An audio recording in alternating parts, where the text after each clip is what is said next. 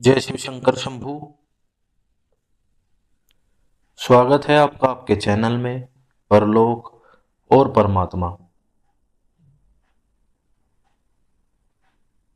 आज मैं आपको सिद्ध योग के महान आचार्य, योग के शिखर पुरुष योगी गोरखनाथ जी की दिव्य साधना और उनके अद्भुत अनुभवों के बारे में बताने वाला हूँ, और क्या उपदेश उन्होंने दिए हैं नए साधकों को, इस बारे में भी हम चर्चा करेंगे। पिछली वीडियो में हमने चर्चा की थी श्री रामकृष्ण परमहंस जी के बारे में, किस प्रकार उन्होंने साधना करने को कहा है, किस प्रकार प्रभु के प्रति भाव रखने चाहिए और किस प्रकार फिर वे समाधि को प्राप्त हुए। महान योगी, संत, तपस्वी, संतों के बारे में चर्चा करने का मुख्य उद्देश्य यही है कि इन सभी साधनाओं के बारे में सुनकर, चर्चा को सुनकर आपके अंदर भी भक्ति का बीज प्रकट हो।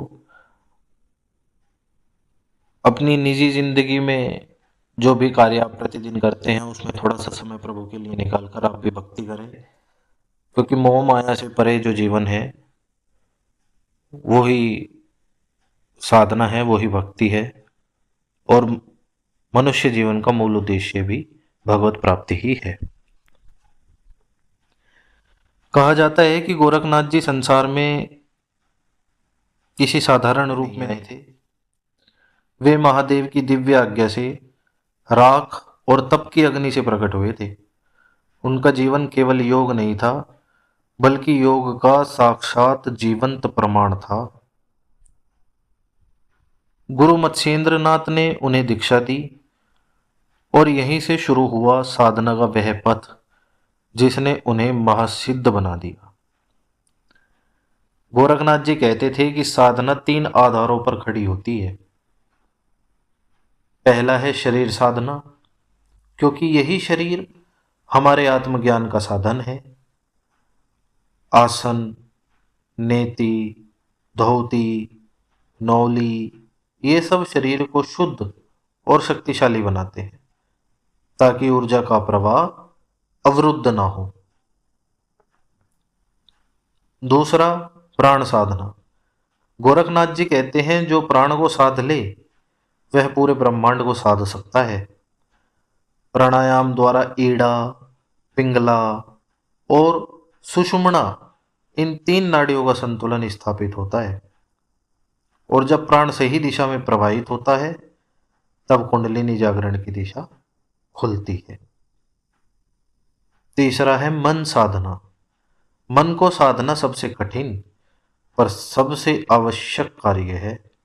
अजपा जाप अर्थात श्वास के साथ स्वाभाविक रूप से सोहम का अनुभव करना, अंतर नाद सुनना और ध्यान को भीतर केंद्रित रखना, यही मन को ब्रह्म की ओर ले जाता है। गोरखनाथ जी कहते थे, गुरु के बिना ज्ञान नहीं, ज्ञान के बिना ध्यान नहीं, और ध्यान के बिना मुक्ति नहीं। जब साधक इन तीनों साधनाओं में आगे बढ़ता है तो उसके भीतर अद्भुत परिवर्तन शुरू होते हैं। नाभि में ऊष्मा अर्थात गर्मी जैसे ऊर्जा ऊपर उठ रही हो। कान में दिव्य अनाहत नाद सुनाई देने लगता है।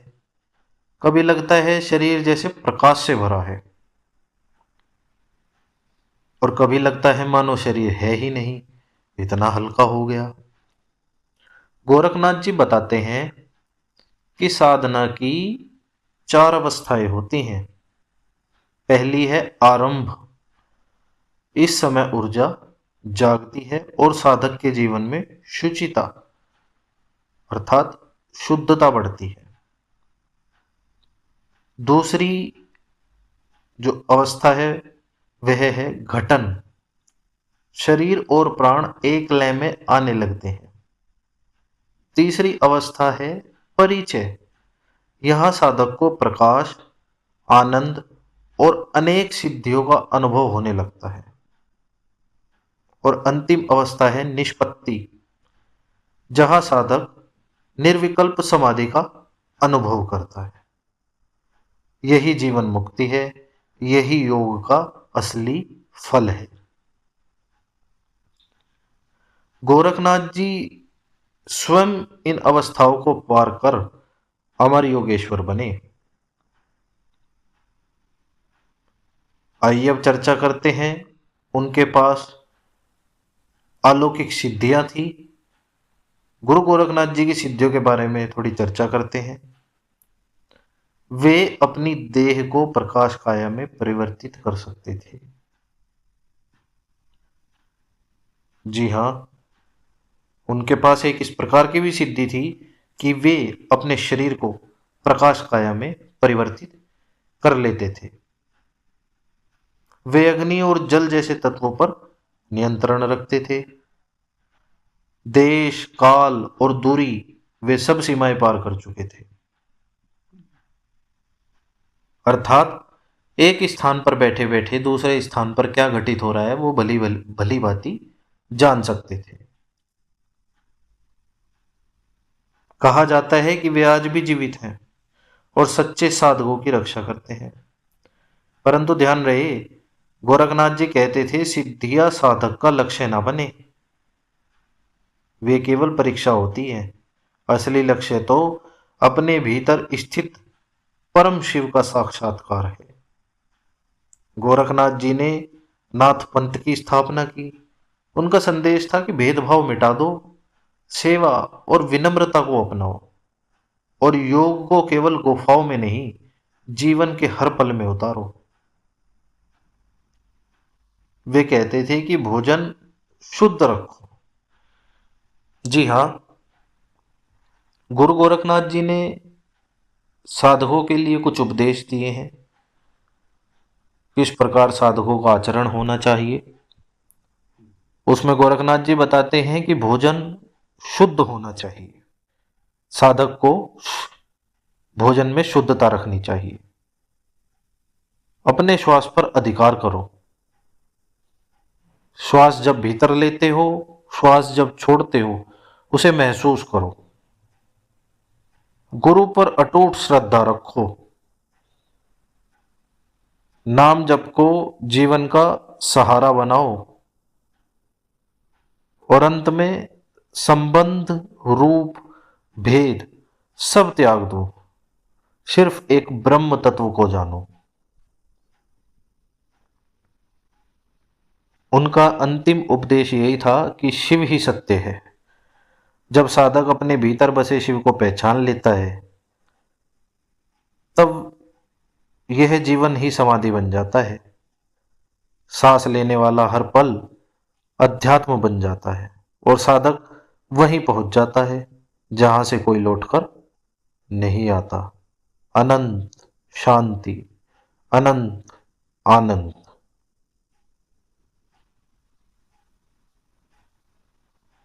यदि आप भी गोरखनाथ जी के मार्ग पर चल पड़े तो याद रखिए, जिस मार्ग पर आप हैं वहीं पर स्वयं महादेव आपकी अगुवाई कर रहे हैं।